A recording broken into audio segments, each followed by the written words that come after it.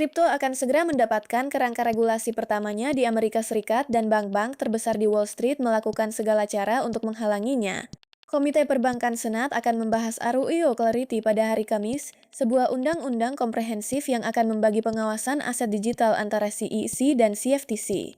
Untuk pertama kalinya akan ada garis hukum yang jelas antara kapan sebuah token dianggap sebagai sekuritas dan kapan sebagai komoditas.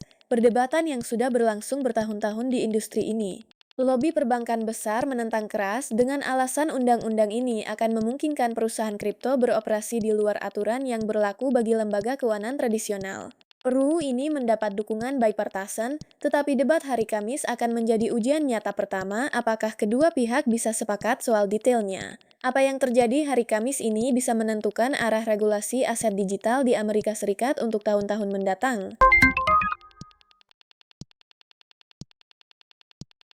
Perusahaan yang memiliki Bitcoin lebih banyak dari korporasi manapun di dunia baru saja membuat janji yang tidak ada yang mengira 30 BTC dibeli untuk setiap satu yang dijual. Strategi sebelumnya dikenal sebagai MicroStrategy melanjutkan pembelian Bitcoin minggu ini setelah jeda singkat, menambahkan 43 juta dolar BTC ke kas perusahaan. CEO Michael Saylor mengumumkan kebijakan yang disebutnya tidak pernah menjadi penjual bersih, berkomitmen menjaga rasio 30:1 antara pembelian dan penjualan. Ini berarti bahkan ketika perusahaan perlu menjual Bitcoin karena alasan operasional, mereka akan segera membeli kembali 30 kali lipat jumlah itu. Strategi adalah pembeli korporasi Bitcoin paling agresif sejak 2020, dan langkah ini mengonfirmasi bahwa strategi akumulasi hanya semakin cepat. Pembelian 43 juta dolar datang setelah perusahaan menghentikan transaksi minggu lalu yang sempat memicu kekhawatiran tentang kemungkinan mundur.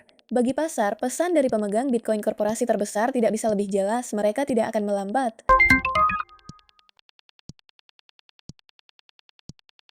Angka yang paling diawasi oleh Federal Reserve baru saja bergerak ke arah yang salah, dan seluruh pasar kripto akan segera merasakan dampaknya. Inflasi di Amerika Serikat menuju level tertinggi dalam 3 tahun, didorong oleh lonjakan harga bensin yang terkait dengan konflik dengan Iran.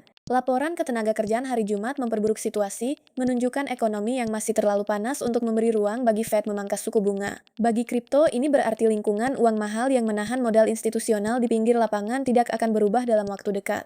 Suku bunga rendah secara historis menjadi angin segar bagi aset berisiko seperti Bitcoin dan Ethereum, tetapi dengan inflasi yang terus meningkat, kelegaan itu semakin menjauh. Ekonom memperingatkan harga bensin bisa naik lebih tinggi lagi jika situasi Iran memburuk, memperparah gambaran inflasi yang sudah sulit.